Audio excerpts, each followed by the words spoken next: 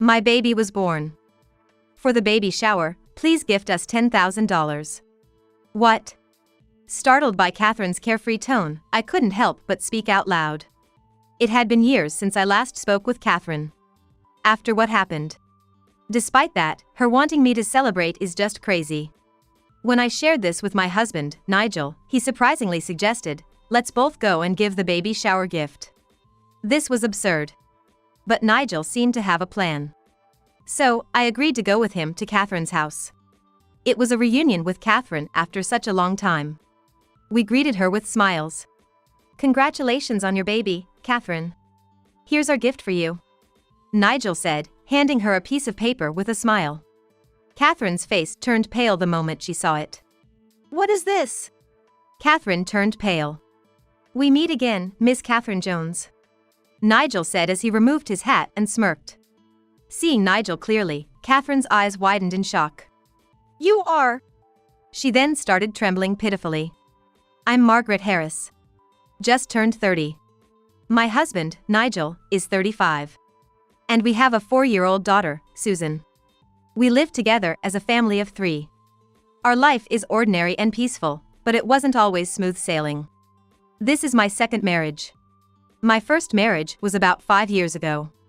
Susan is my daughter with my ex-husband, Simon. Simon remarried too. To my sister, Catherine. Catherine is a year younger than me, 29. Given our close ages, we should have remained reasonably close even as adults. However, I haven't been in contact with Catherine for a long time. After what happened, it's understandable. People unaware of the situation often say things like, sisterly fight? Make up soon. But what Catherine did to me isn't something I can just let go of easily. What happened between us sisters?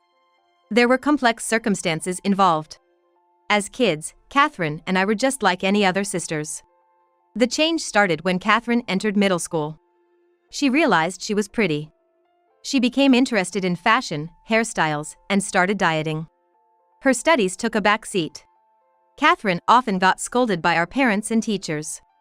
And my existence was a pressure for her. Not to brag, but I was good at academics. Which made her even more irritable when compared to me. I did my best to support her. I asked our parents not to be too hard on Catherine and even helped her with her studies at times. But it seems like things you're not interested in just don't stick. Her grades didn't improve, and Catherine dove deeper into beauty and fashion. She even started doing makeup and became a reader model for magazines by the time she was in high school. Catherine's social circle became quite flashy. Yet, she still looked up to me. Margaret, top of your class again? You're so smart, I really admire you. I brag about you to all my friends. She would say, always speaking kindly of me. Eventually, I got into a prestigious university. A year later, Catherine went to a beauty school. It was around that time when something happened that made me suspicious. I was at a cafe near the train station, working on an assignment, when I heard a familiar voice. It was Catherine and her friends. I remember she mentioned using this cafe sometimes. I felt awkward but decided to stay, as they couldn't see me from where they were sitting. After a while, one of Catherine's friends said, "Isn't this cafe near the university your sister goes, right? She must be really smart." What Catherine said next was unbelievable. "Oh, you mean that plain, nerdy loser?" I couldn't believe my ears. But it was undoubtedly Catherine's voice. Wow, Catherine, that's harsh. Are you guys not close? Not really. We just get along on the surface. She doesn't care about fashion, just buries herself in books all day. She looks so dorky. I'd hate to run into her in town. She's always studying hard, getting praised by teachers and parents, so she must be happy, even if she looks dorky. Catherine laughed. I was frozen, shocked and angry at what I had heard. After that, I returned home quite late. Catherine was acting as usual when I got home late. Welcome back, Margaret. You're late. Were you studying at the library again? You're such a hard worker. I was confused. Which one was the real Catherine? I didn't have the courage to confront her about what I heard. So, we continued on as if nothing had changed. But I couldn't shake off the feeling of unease. After graduating, I decided to move out when I got a job. reducing my contact with Catherine. Time passed, and I turned 25. I was about to marry Simon Jones, a classmate from university. We reconnected at an alumni meeting and hit it off. Simon worked for a regular company, but his family owned a lot of land in prime city locations, making them quite wealthy. However, that wasn't why I was drawn to him. It was his generous nature that attracted me. Before the wedding, I went home to introduce Simon to my family. Catherine was there, of course. She had become an esthetician, clearly very conscious about her beauty. Her makeup, style, and fashion were impeccable, just like a model. I was initially tense, but Catherine celebrated my news with the same untroubled laughter as before. My heart gradually warmed to her. Maybe back then, she was just a frustrated teenager. Time has passed, and we've all grown up. That's what I convinced myself of. Due to our closeness in age, Simon, Catherine, and I quickly became good friends. Sometimes, the three of us would even hang out together. If Catherine and I remained awkward, it would have worried Simon too. It turned out to be a good thing. After marrying Simon, I soon became pregnant. I had decided to go back to my parents' place for the birth. So, I consulted with them and started visiting a nearby hospital. It was a busy time. I had severe morning sickness and had to be hospitalized for a while. My parents visited, but I rarely saw Simon and Catherine. But I was too sick to worry about that. I had no energy to worry about what was going on around me. In hindsight, I wish I had been more observant then. If I had, I might have noticed something. And then, I went into labor. I gave birth to a healthy baby girl, Susan. But my health didn't recover quickly. So I stayed at my parents' for a bit longer. Simon, busy with work, hardly visited, leaving us to communicate mainly through emails and phone calls. Gradually, I got better and was ready to return to the home where Simon was waiting. I wondered what he would say when he saw the baby. With such thoughts, I opened the door. "Simon, I'm home." No response. I opened the living room door, and to my shock, there was Simon and Catherine, in a compromising situation. "What?" I was speechless. Simon hurriedly dressed, but Catherine seemed oddly calm. "What's going on? Margaret! This is a misunderstanding." "Welcome back, Margaret," Catherine said with a sly smile. "What do you mean, welcome back? Explain this." "What's there to explain? You see what's going on. We're in a relationship," Catherine said nonchalantly, wrapping her arm around Simon. My head was spinning. What was Catherine talking about? Simon seemed resigned and apologized. "Sorry. I can't believe this. It's unbelievable, both of you. Susan and I are right here, and you're doing this." Confused and upset, I ran out of the house. But I had nowhere else to go. Reluctantly, I decided to take Susan back to my parents' house. While I was explaining the situation to them, my phone rang. It was Simon. "Sorry for startling you earlier, Margaret. But I've fallen for Catherine. I want a divorce." "What? What are you talking about? We have Susan." "I'll pay child support." "So?" I couldn't make sense of it. I listened to Simon in confusion. Why did he get involved with Catherine? He said he thought Catherine was cute when he first saw her. But she's my sister, his sister-in-law. We became close as a family. Then, I was hospitalized for morning sickness. That's when they grew closer. Catherine had tearfully confessed to Simon that I had always been mean to her, calling her stupid. I had never said such awful things. Clearly, Catherine was lying. But Simon believed her. He had his own insecurities too. He had gotten into university through a large donation from his wealthy family. Essentially a backdoor admission. He hadn't gotten into the prestigious university on his own merit. He felt complex about this, especially compared to me, who got in through regular admission. With this background, Simon empathized with Catherine, believing her story and becoming disappointed in me. "You're smart and reliable, sure. But that's no reason to look down on Catherine. I'm disappointed in you. Marrying such a mean and nasty woman was a mistake." "What are you saying?" "That's a lie by Catherine. Don't believe it." "No, I won't be fooled. I'll sign the divorce papers and mail them to you. Wait, listen to me. My pleas were in vain. He hung up. I couldn't believe he'd fall for such a lie. I was stunned. A few days later, overwhelmed by everything, I came down with a fever. My parents, who knew everything, comforted me and took care of Susan. It was humiliating. I needed to recover quickly and fix this situation. As I was thinking this, the front door opened. I thought it was someone else, but when I came out of my room, it was Catherine. "Oh, Margaret, you're here?" Catherine spoke nonchalantly as soon as she returned. I couldn't contain my anger. "What are you saying? What do you mean, Catherine? Lying and deceiving Simon like this?" I yelled. Hearing the commotion, my parents rushed in to calm us down. But we didn't stop. "I've always hated you, Margaret," Catherine said in a lower tone than usual, speaking slowly. "I couldn't stand that you, just for being good at studies, received all the attention and love. That's why I wanted to take away something important from you."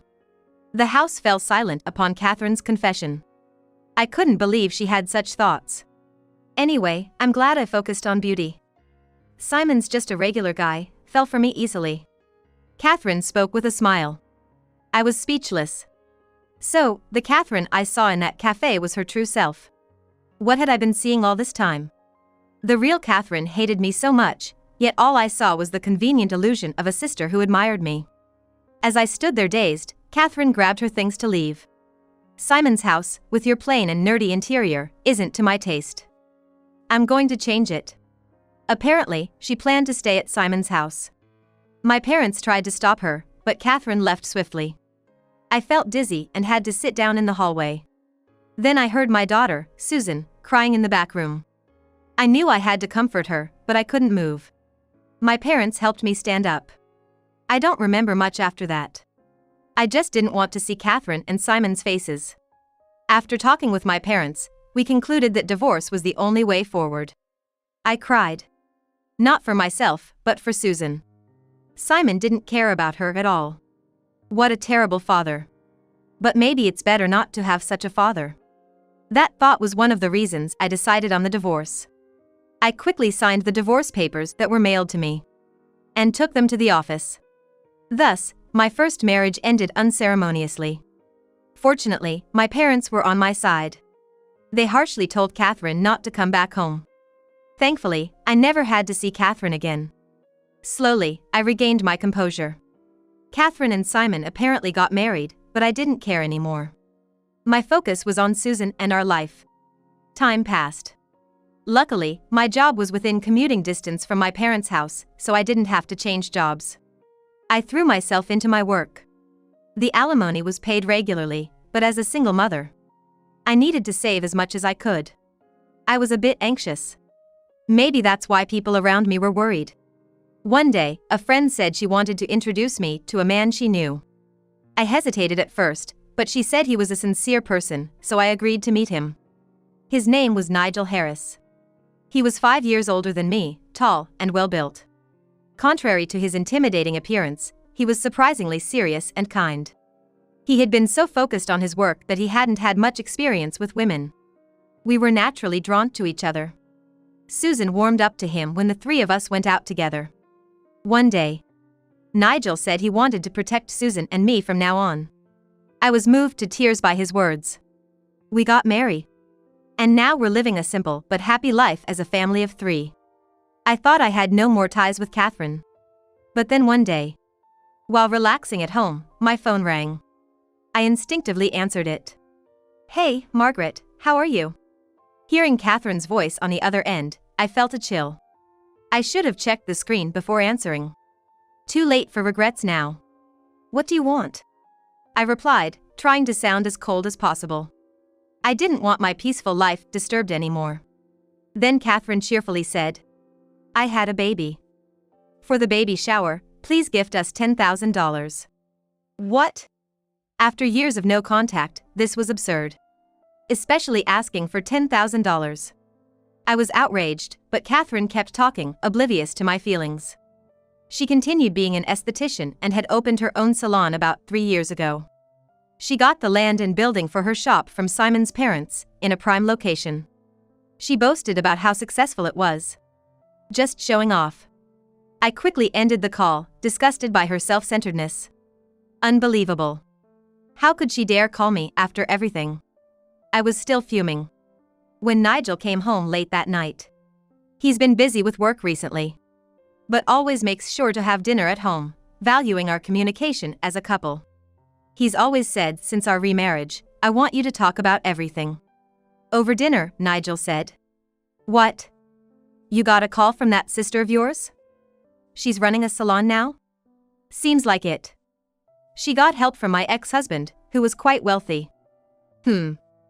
What's her name now? Catherine. Catherine Jones. After I answered, Nigel paused for a moment, then said, "I see, that explains it." "What? What's up?" "Well, how about we both go and give a baby shower gift to Catherine's place?" Nigel suggested with a mischievous smile. "What? Why?" "I don't want to do that. Just trust me, I have a plan." Later, Nigel shared a fact and a proposal with me. I was shocked by what I heard. When the weekend came, after leaving Susan with my parents, Nigel and I arrived at Catherine's house.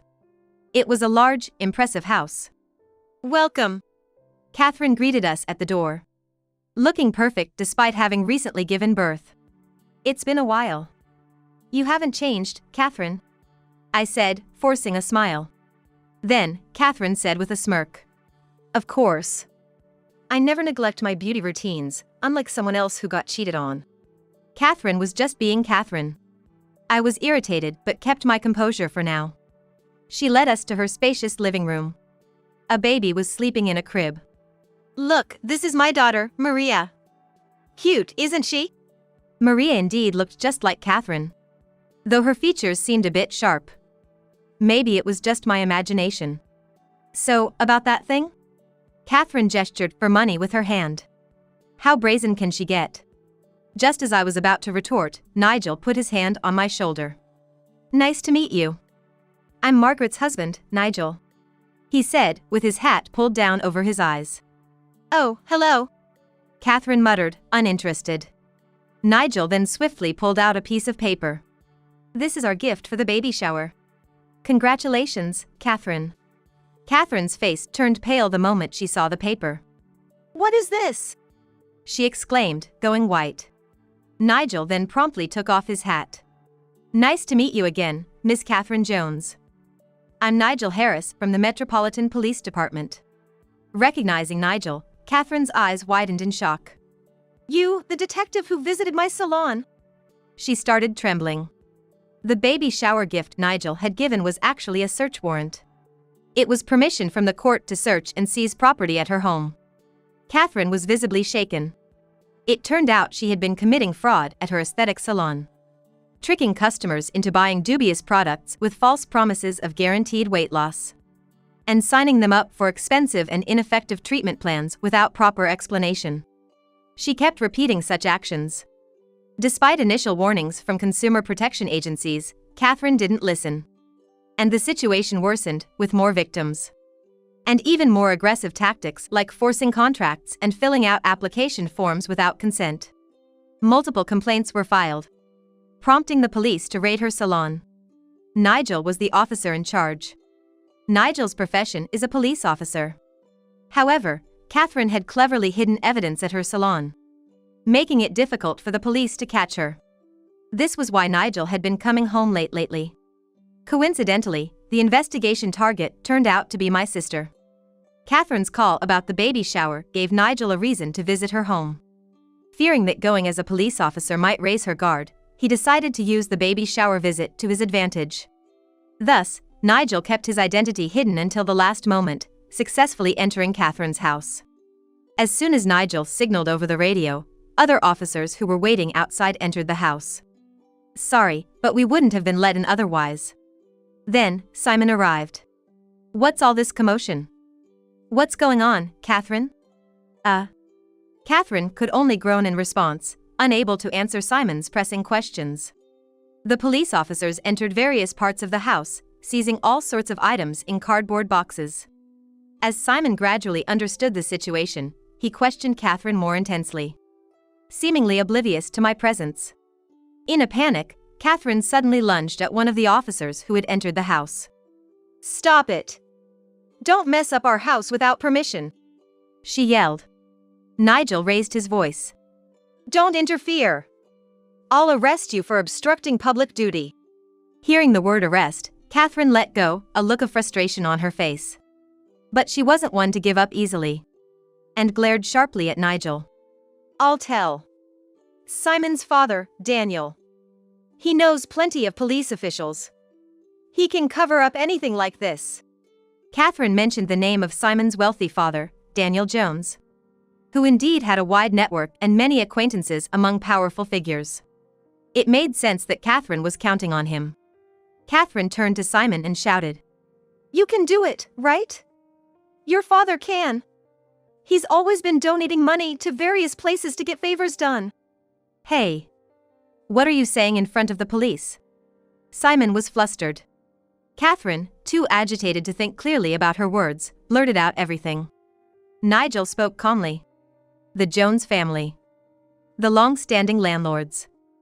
Daniel Jones, Simon's father, and a former city council member, quite a wealthy man. So what? What about it? He's already been indicted for bribery in a corruption case. He's currently in custody." "What? My father?" Now it was Simon's turn to be thrown into disarray. The Jones family, despite their wealth, seemed to be mired in corruption. Simon's backdoor university admission suggested a tendency to solve everything with money. "Why is your father involved in such a thing?" "I don't know. But Catherine, you were committing fraud at your salon?" "Shut up, not now." The two began a heated argument. Amidst the chaos, I calmly addressed Catherine. "Why don't you just accept it? It's embarrassing." "What did you say?" "You lied again. For years ago, you fabricated stories about me to Simon, trampling on my heart. And now, you're deceiving your customers for your own gain. No matter how beautiful you are, your heart is ugly, the lowest of the low." "You!" As Catherine opened her mouth to retort, a police officer's voice came from the back room. "We found the business computer." "Damn. Likely, that computer contained the evidence." Catherine bit her lip in frustration. "Catherine Jones, let's continue this discussion at the police station. Please come with us." Catherine's face fell in despair, seemingly out of energy to resist. When brought to the station, Catherine initially denied the fraud charges. However, when the data on the computer was analyzed, evidence was found. Catherine was arrested. The charges were extensive, including fraud, coercion, and forgery of private documents. Catherine's salon, opened about 3 years ago, had apparently been in the red from the start. She had aggressively promoted products to secure even a little revenue. But she didn't want anyone to know about her dire financial situation. Having boasted about opening the salon, she felt compelled to claim it was thriving. Her sudden demand for $10,000 from me was likely just a desperate attempt to cover the salon's deficits under the guise of a baby shower gift. The number of victims who filed complaints against Catherine was in the dozens. Her salon sank further into debt due to liability for damages and eventually closed, leading to bankruptcy. Simon and his family, who had invested capital, were furious. And Simon naturally divorced Catherine. But Simon's household was no longer secure either. Simon's father, Daniel Jones, had also been arrested for bribery.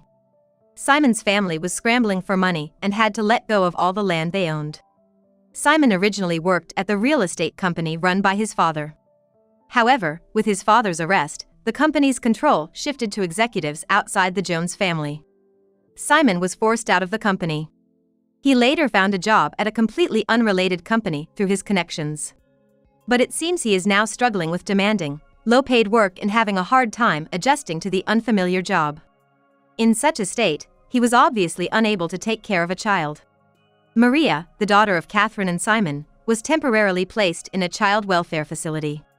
It was unfortunate that Maria was born into such a family. As I reflected on the tumultuous days, I realized something. Months later, I attended Catherine's trial to see if she had shown any remorse. It felt like my final duty as her sister. But reality was not so kind. In court, Catherine kept repeating, "I'm not wrong. denying all the evidence of fraud. I only helped the customers who wanted to lose weight and be beautiful, she argued. Her face was marked with dark circles. And her hair was unkempt, the once meticulously maintained beauty was nowhere to be seen. It seemed her lifestyle had finally taken its toll on her appearance. Catherine looked truly pitiful. I watched Catherine and thought back on everything that had happened. It all started with her jealousy of me. But I had never said anything mean to her. Our parents, initially upset with Catherine's lack of interest in studies, eventually stopped scolding her. Catherine had let her own complex feelings distort her perspective. Over time, she began lying casually.